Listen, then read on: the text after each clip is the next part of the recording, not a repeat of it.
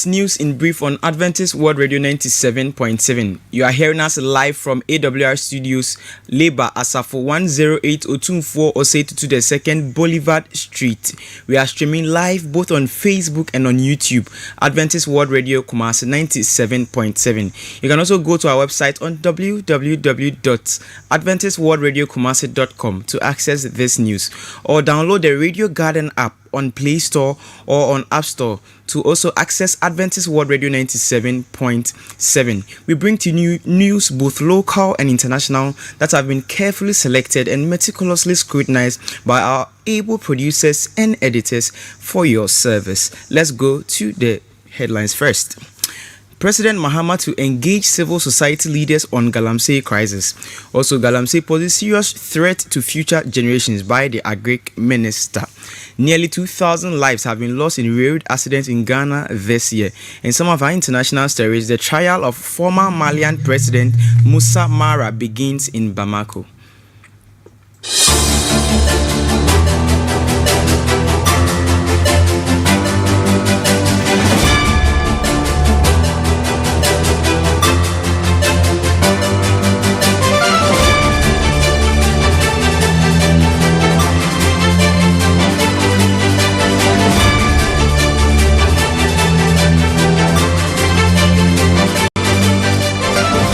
Adventist World Radio 97.7 FM. Let's get to the details. President John Dramani Mahama will meet civil society organizations at the Jubilee House this Friday to discuss the fight against illegal mining, which is popularly known as Galamsey. The high-level dialogue, which is scheduled for midday on October 3rd, will bring together government officials and CSO leaders to explore long-term solutions to the destruction of our water bodies, forests and farmlands caused by Galamsey. According to the presidency, the meeting aims to create a platform for open and constructive discussions that will harness expertise from both government and civil society to address what has become a national crisis. The engagement comes at a time when public concern is mounting over the environmental and social impact of illegal mining. In similar story, Honorable Eric Opoku, Minister for Food and Agriculture, has warned that illegal mining is endangering Ghana's environment and the well-being of future generations. Speaking to the media on Monday, September 29th, Mr. Opoku said the destruction of water bodies, farmlands, and ecosystem is reaching alarming levels. He stressed that Galamsey is not just a personal or political issue, but a national challenge affecting every citizen. He urged urgent and collective action, warning that if unchecked, the activities of illegal miners will leave irreversible damage for those yet to come. The minister highlighted that safeguarding the environment is essential for food security, clean water, and sustainable development. Civil society groups, religious organizations, and environmental advocates have echoed the call for stronger government measures to tackle Galamsey, emphasizing that protecting natural resources must go beyond politics and personal interest. The National Road Safety Authority has revealed that a whopping 1,937 people died in road accidents across Ghana between January and August this year. According to the report, 9,600 accident cases were recorded within this period, involving more than 16,000 vehicles. At least 10,957 people sustained various degrees of injuries. The vehicles included more than 5,500 commercial cars, 6,600 private vehicles, and over 4,000 motorcycles. Acting Director General of the authority, Mr. Abraham Amaleba, said speeding accounted for most of the crashes, with more than 80% of drivers going above the limit in both urban and rural areas. Other causes included poor road maintenance and unsafe pedestrian activities such as hawking. He explained that the authority is pushing for changes to traffic regulations to allow allow the swift removal of broken down vehicles and to introduce automated enforcement system to curb speeding. The authority says it will also intensify public education, integrate road safety into district level activities, and continue promoting helmet use among motorcyclists. However, it cited inadequate funding and staffing challenges as setbacks and appealed for stronger government support. The Deputy Transport Minister, Honorable Dorcas Afo-Tofe, who visited the authority, commended its efforts and pledged that the ministry's support to reduce accidents on the country's road is ongoing. Now, Mustafa Idrisu Danland, the man accused of firing gunshots during a fire outbreak at Medina Redco, has been granted bail. The court admitted him to bail in the sum of 100,000 cedis with 3 sureties, one of whom must justify with a land title deed worth not less than 50,000 Ghana cedis. He is also to report to the Medina police every Wednesday. Danlad faces charges including unlawful discharge of firearms, unlawful possession of firearms, and 3 counts of causing harm. He pleaded not guilty. Prosecutors say the incident happened on August 3rd when Danlad allegedly fired a pump-action gun into crowd while fire service personnel were battling flames at Redco Flats. 6 people were injured and taken to the hospital. The case has been adjourned to October 24th. Emmanuel Akakpo, a 32-year-old motorbike rider, is recovering after surviving gun attack during an attempted robbery at Benzime Jodze in the Ketu North municipality of the Volta region.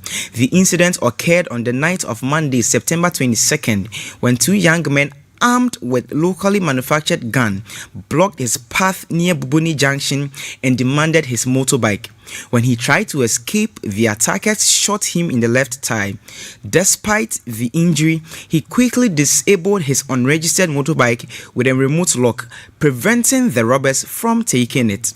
The suspect then fled into a nearby bush. Residents rushed to the scene after hearing his cry for help and took him to a nearby clinic for first aid. He was later referred to St. Anthony's Hospital in Jose for further treatment, including a scan. Police have launched a manhunt for the suspects and assured the public that investigations are underway to bring the perpetrators to justice. Now let's get to our international stories. We'll be starting with Mali. The trial of former Malian Prime Minister Moussa Mara started on Monday at the Cybercrime Court in Bamako. Mara faces charges of undermining state credibility, opposing legitimate authority, and inciting public disorder. The charges follow comments Mara made on social media in July after visiting detained opposition figures whom he described as prisoners of conscience.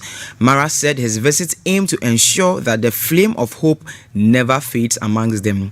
Moussa Mara, who served a prime minister for 9 months a decade ago, has recently become an outspoken critic of Mali's military government led by General Assimi Goïta. The junta seized power following coups in 2020 and 2021 and had recently dissolved all political parties while extending Goïta's mandate for 5 years without elections. Observers say the trial highlights the tense political climate in Mali, with growing restrictions on opposition voices and public dissent. Also, hundreds of young Moroccans clashed with police over the weekend in one of the largest anti-government demonstrations the country has ever seen in years. The protest, which took place in at least 11 cities, including Rabat, Marrakesh, and Casablanca, were sparked by frustration over corruption and government spending on international sporting events, while public health and education systems remain underfunded. Protesters blocked highways and demanded reforms, linking the state of the health sector to Morocco's preparation for the 2030 FIFA World Cup and other international tournaments.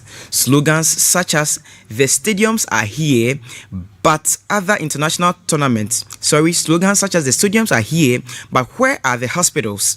Highlighted the public anger over inadequate medical services, especially the recent death of 8 women during childbirth in Agadir. Unlike past demonstrations led by unions or political parties, this movement was largely organized online by Gen Z groups, including Gen Z 212 and Morocco Youth Voices. Social media platforms such as TikTok and Discord helped coordinate the leadless protests, drawing attention to wider demands for better jobs, lower living costs, and systemic reforms. Authorities responded with riots, police and plainclothes officers dispersing crowds and arresting more than 120 participants, according to the Moroccan Association for Human Rights. The government has defended its investment in sporting infrastructure, citing ongoing reforms and hospital projects, but demonstrators say urgent action is needed to address public service deficiencies. Gen Z 212 has announced plans for further demonstrations, emphasizing that protesting remains their main channel for demanding rights and accountability. This ends our news in brief on Adventist World Radio 97.7. We humbly urge all our hearers and listeners that you can do business with Adventist World Radio.